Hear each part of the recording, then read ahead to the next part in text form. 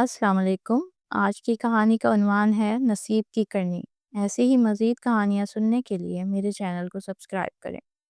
تو چلیں کہانی کا آغاز کرتے ہیں۔ یہ اس وقت کی بات ہے جب میں چوتھی جماعت میں پڑھتی تھی۔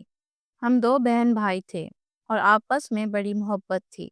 میرا نام فرح اور بھائی کا نام انور تھا۔ ہمارا بچپن پیاری ماں کے زیر سایہ بہت سکون اور آرام سے گزرا۔ خوشیوں بھرے دن تھے، ممتا کے گلاب ہمارے اطراف کھل رہے تھے۔ اچانک امی بیمار ہو گئی اور 2 ماہ بعد اس دنیا سے رخصت ہو گئی۔ وہ ہم دونوں بچوں سے بہت پیار کرتی تھی۔ والد صاحب بھی ہم سے بے حد محبت کرتے تھے۔ تقریباً 2 سال بعد انہوں نے دوسری شادی کر لی۔ ہم نادان تھے۔ اس دن بہت خوش ہوئے کہ نئی امی آ گئی ہیں۔ سجی سنوری دلہن بچوں کو ہمیشہ دلکش لگتی ہے۔ ہمارے دلوں کو بھی وہ نئی ماں بہت اچھی لگی اور ہم دونوں تتلیوں کی طرح ان کے گرد منڈلانے لگے۔ والد صاحب نے انہیں سمجھا دیا تھا کہ بچے چھوٹے اور معصوم ہیں، انہیں ماں جیسا پیار دینا ہوگا۔ لہٰذا نئی ماں ہمیں پیار کرنے لگی۔ وقت گزرتا گیا اور ہمارا ایک بھائی اور آ گیا۔ یہ قدرتی بات تھی کہ ماں کی زیادہ توجہ اپنے لختے جگر کی طرف ہو گئی۔ رفتہ رفتہ ان کا رویہ ہم دونوں کے لیے بدلنے لگا۔ وہ ہمارے لیے اجنبی بن گئی۔ ہم دونوں بہن بھائی بہت پریشان رہنے لگے۔ وقت گزرتا رہا، امی کے 2 بیٹے اور آ گئے۔ ان کی 3 سگی اولادیں ہو گئی۔ گھر ان کے چہکاروں سے بھر گیا۔ اب ان کو ہماری ضرورت نہ رہی، لیکن ہمیں تو والدین اور گھر کی ضرورت تھی۔ بھلا کہاں جاتے؟ ماں کے تمام ستم سہ کر بھی ان کے ساتھ رہنے پر مجبور تھے۔ میں بڑی ہو گئی اور سمجھدار بھی۔ گھر کا سارا کام ماں نے میرے سپرد کر دیا۔ سارے دن کام کرتی اور جو تھوڑا وقت بچتا وہ کہتی کہ میرے بچوں کے ساتھ کھیلو۔ وہ لڑکے بہت شریف تھے۔ کھیل کھیل میں کبھی میرا سر پھوڑ دیتے، کبھی گیند مار دیتے اور کبھی بلے سے ضرب لگا دیتے۔ میں درد میں بلبلاتی رہتی۔ مجھے پڑھائی کی فرصت نہ ملتی تھی۔ ماں ایک پل بھی فارغ نہ بیٹھنے دیتی تھی۔ ماں نے میرے ساتھ ایسا سلوک اختیار کر لیا تھا، جو بھی گھر آتا مجھے نوکرانی سمجھتا۔ تینوں سوتیلے بھائی ہر وقت حکم چلاتے۔ وہ مجھے سچ مچ خادمہ ہی سمجھتے تھے۔ بات بات پر لاتیں ٹھڈے مارتے۔ یہ سب منظر دیکھ کر میرا بھائی انور اندر ہی اندر کٹتا رہتا تھا۔ اس وقت وہ 9ویں جماعت کا طالب علم تھا جبکہ مجھے اسکول سے اٹھا لیا گیا۔ انور کو بہت اذیت ہوتی جب امی مجھے ذرا ذرا سی بات پر مارتی اور میں سسکتے ہوئے چپ چاپ مار کھاتی رہتی۔ میں ہر وقت سہمی رہتی۔ ایک دن تو گھر میں قیامت ہی برپا ہو گئی۔ اس دن جب انور اسکول سے گھر آیا تو میں بیٹھی رو رہی تھی اور تینوں چھوٹے بھائی مل کر مجھے مار رہے تھے۔ انور سے یہ منظر دیکھا نہ گیا۔ پہلے تو اس نے انہیں منع کیا، لیکن وہ بولے کہ تمہیں کیا ہے، یہ ہماری نوکرانی ہے، ہم اسے ماریں گے۔ امی نے بھی اپنے بیٹوں کی ہی طرفداری کی۔ تبھی انور کو غصہ آ گیا۔ سامنے ایک ڈنڈا پڑا ہوا تھا جس سے سوتیلے بھائی مجھے مارا کرتے تھے۔ انور نے وہ ڈنڈا اٹھایا اور امی کو خوب مارا۔ جب چھوٹے بھائی درمیان میں آئے تو انہیں بھی مارا۔ امی شور مچاتی ہوئی محلے والوں کے پاس چلی گئی۔ شام کو ابو دفتر سے واپس آئے تو امی نے روتے روتے برا حال کر لیا اور کہا کہ میں نہ کہتی تھی کہ اس بدتمیز لڑکے کو گھر میں نہ رکھو۔ آج اس نے یہ حرکت کی ہے، کل کچھ اور کر بیٹھے گا۔ ابو امی کی باتوں پر ایسے یقین کر لیتے تھے جیسے ان پر کسی نے جادو کیا ہو۔ وہ امی کے اکسانے پر انور کو کمرے سے باہر لے آئے اور روتی ہوئی بیوی کو خشک کرنے کے لیے اس قدر مارا کہ میرا بھائی بے ہوش ہو گیا۔ میں بہن تھی، اپنے بھائی کو اس بری طرح پٹتے نہیں دیکھ سکتی تھی۔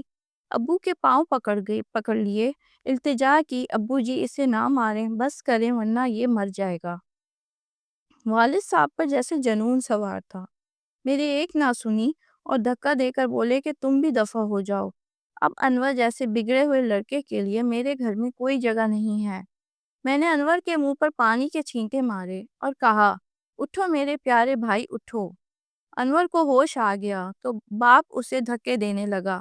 وہ ان کے پاؤں پکڑ کر کہنے لگا کہ خدا کے لیے مجھے گھر سے نہ نکالیں، چاہے جتنا مارے، میں کہاں جاؤں گا، میری بہن سے مجھے جدا نہ کریں۔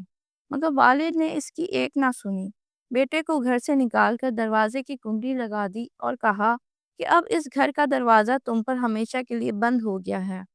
خالہ کلثوم ہمارے ساتھ والے گھر میں رہتی تھی۔ وہ ہمارے دکھ درد کو سمجھتی تھی کیونکہ مرحومہ ماں کی بہت اچھی سہیلی تھی۔ جب سے امی کا انتقال ہوا تھا انہوں نے ہمارے گھر آنا جانا بند کر دیا تھا۔ ان کی 3 بیٹیاں اور 1 بیٹا تھا۔ انہیں جب یہ ماجرا معلوم ہوا تو انہوں نے انور سے کہا کہ تم ہمارے ساتھ رہو، تمہیں کہیں جانے کی ضرورت نہیں۔ بھائی دروازے کے باہر کھڑا رو رہا تھا۔ خالہ اسے بازو سے پکڑ کر اپنے گھر لے گئی۔ اس وقت تو انور خالہ کلثوم کے گھر چلا گیا، مگر یہ اس کا مستقل ٹھکانہ نہ تھا۔ وہ بامشکل 1 ہفتہ وہاں رہ سکا۔ دوپہر کو جب سوئے ہوئے تھے، انور نے اپنے کپڑے اٹھائے اور انجانے راستے پر نکل گیا۔ میرے پاس صرف 50 روپے تھے جو میں نے اس کے کپڑوں کے بیگ میں رکھ دیے تھے، اور وہ بیگ خالہ کی بیٹی کے ہاتھ بھجوا دیا تھا۔ مجھے یہ بھی معلوم نہ تھا کہ انور کپڑے کس خاص نیت سے منگوا رہا ہے۔ انور بس میں سوار ہوا اور ایک انجانی منزل کی طرف روانہ ہو گیا۔ پشاور میں 1 ہفتہ مارا مارا پھرتا رہا، مگر کہیں نوکری نہ ملی۔ ایک ہوٹل پر برتن دھونے لگا جہاں بدلے میں کھانا دے دیا جاتا تھا۔ اچانک قدرت اس پر مہربان ہو گئی۔ ایک دن ایک شخص ہوٹل پر کھانا کھانے آیا۔ وہ دیکھنے میں نیک اور بھلا محسوس ہوتا تھا۔ میرے بھائی نے اس سے کہا کہ مجھے نوکری کی ضرورت ہے۔ پہلے تو اس نے بات سنی انسنی کر دی اور آگے بڑھ گیا، مگر انور نے اس کا پیچھا نہ چھوڑا، ساتھ چلتا رہا۔ آخرکار وہ شخص تنگ آ گیا اور پوچھا تم کہاں سے آئے ہو؟ انور نے اسے اپنا پتہ بتا دیا۔ وہ شخص جو سامان لے کر دوسرے شہر جا رہا تھا بولا اگر کوئی تمہاری ضمانت دے تو میں تمہیں رکھ لوں گا۔ انور نے کہا اس شہر میں تو میری کوئی ضمانت نہیں، البتہ اپنے شہر میں محلے والوں سے میرے بارے میں پوچھا جا سکتا ہے۔ یہ بات سن کر خان صاحب مطمئن ہو گئے اور انور کو اپنے پاس ملازم رکھ لیا۔ انہوں نے انور کو ٹرک چلانے کی تربیت دی اور وہ ٹرک چلانے لگا۔ انور انہیں خان چاچا کہتا تھا۔ 9 ماہ بعد میرے بھائی نے ہمارے پڑوس میں فون کر کے مجھے بتایا اور تسلی دی کہ فکر نہ کرو، میں چاچا خان کے پاس ہوں، کام کر رہا ہوں، کچھ کما لوں گا تو واپس آؤں گا۔ میں جو دن رات بھائی کے لیے تڑپ رہی تھی، اس کا فون سن کر دل کو سکون آیا۔ ایک بار خان صاحب کو سامان لے کر دوسرے شہر جانا تھا جو ہمارے شہر سے کچھ آگے تھا۔ انور نے بتایا کہ ہم اپنے شہر سے گزریں گے۔ خان صاحب نے کہا ٹھیک ہے، سامان پہنچا کر واپسی پر تمہارے شہر چلیں گے۔ واپسی پر خان کے ساتھ انور آیا، مگر وہ گھر نہیں آیا بلکہ خالہ کلثوم کے گھر گیا۔ جب خالہ نے اسے دیکھا تو دوڑ کر گلے لگا لیا اور خوب روئیں۔ ان کی بیٹیاں اور بیٹا بھی انور کو دیکھ کر بہت خوش ہوئے۔ وہ سب سمجھ رہے تھے کہ انور کسی حادثے کا شکار ہو گیا ہے۔ انور نے اپنی تمام داستان سنائی اور خان چاچا کا تعارف کروایا کہ انہی مہربان انسان کی بدولت آج میں زندہ ہوں، ورنہ شاید فاقوں کی وجہ سے مر چکا ہوتا۔ خان صاحب کو اصل حالات کا علم ہوا تو وہ غصے میں آ گئے اور بولے ماں باپ ایسے بھی ہوتے ہیں۔ انور نے خالہ کو کچھ چیزیں دی کہ میری بہن کو دے دینا۔ خالہ میرے گھر آئیں اور کہا تیرا بھائی آیا ہے، 2 گھڑی کے لیے آ جا، اس سے مل لے۔ ماں نے یہ سنا تو آگ بگولا ہو گئی اور خالہ پر برہم ہوئی، یہ کہیں نہیں جائے گی، اس سے قدم باہر نکالا تو میں اسے واپس گھر آنے نہ دوں گی۔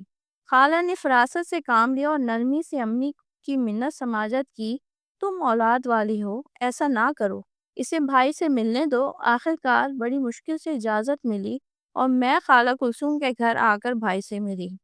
بھائی کی صحت بہتر تھی، مگر میں تو ہڈیوں کا ڈھانچہ بن چکی تھی۔ انور کو دیکھتے ہی دوڑ کر گلے لگ گئی۔ اتنے عرصے بعد ہم ملے تھے کہ آنسو رکنے کا نام نہیں لے رہے تھے۔ اس لمحے لگتا تھا جیسے کائنات کی ہر شے ہماری بد نصیبی پر آنسو بہا رہی ہو۔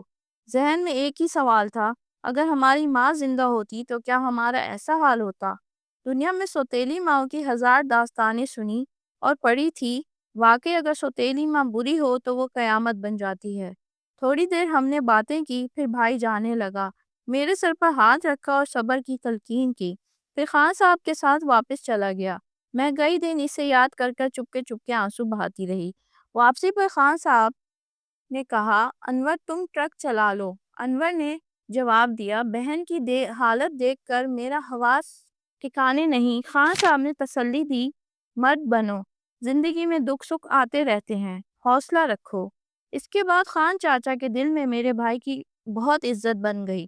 انہوں نے اسے اپنے بیٹوں کی طرح چاہا اور اپنے گھر لے گئے، جہاں اپنی بیٹھک میں رہائش دی۔ شروع میں انور کا دل وہاں نہ لگا، مگر یہ لوگ شریف اور محبت کرنے والے تھے۔ خان چاچا کی بیوی نے بھی میرے بھائی کا اپنے بچوں کی طرح خیال رکھا۔ انور کی دیانت اور شرافت کی وجہ سے وہ سب بہت خوش تھے اور کسی صورت اسے کھونا نہیں چاہتے تھے۔ خان صاحب کے پاس دولت اور زمین کی کمی نہ تھی، مگر ان کی ایک قبیلے سے دشمنی چل رہی تھی۔ انہوں نے اپنا ٹرک انور کے حوالے کر دیا اور کہا، کمائی جمع کرو تاکہ تمہاری عزت سے شادی کر سکوں۔ وہ انور سے بہت خوش تھے اور اس کی بہتری کے لیے سوچتے رہتے تھے۔ بعد میں انور کو میری یاد ستانے لگی۔ وہ ایک روز اکیلا ہی ہمارے محلے آ گیا۔ خالہ کلثوم کے دروازے پر دستک دی۔ ان کی بیٹی انور کو دیکھ کر بہت خوش ہوئی۔ عزت سے گھر کے اندر لائی۔ جب انور نے خالہ کے بارے میں پوچھا تو وہ رونے لگی، کیونکہ خالہ کو فوت ہوئے 1 سال ہو چکا تھا۔ انور نے مجھ سے ملنے کی کوشش کی، مگر ماں نے خالہ کے گھر جانے کی اجازت نہ دی۔ وہ بغیر ملے ہی واپس چلا گیا۔ میں دروازے کی درز سے اسے جاتے ہوئے دیکھتی رہی۔ میرے آنسو بارش کے قطروں کی طرح گالوں پر گرتے رہے۔ خان چاچا کو جب انور نے بتایا کہ ظالم ماں نے بہن سے ملنے نہیں دیا تو اس سے بھی دکھ ہوا۔ کچھ سوچنے کے بعد اس نے اپنی بیٹی کی شادی میرے بھائی انور سے کر دی۔ ادھر ابو نے میری شادی کر دی اور یہ سب میری سوتیلی ماں کے کہنے پر ہوا۔ میرا نکاح ان کے خالہ زاد بھائی سے کر دیا گیا جو نشے کرتا تھا اور کماتا کچھ نہ تھا۔ تاہم مجھے گزارا کرنا تھا، کہاں جاتی؟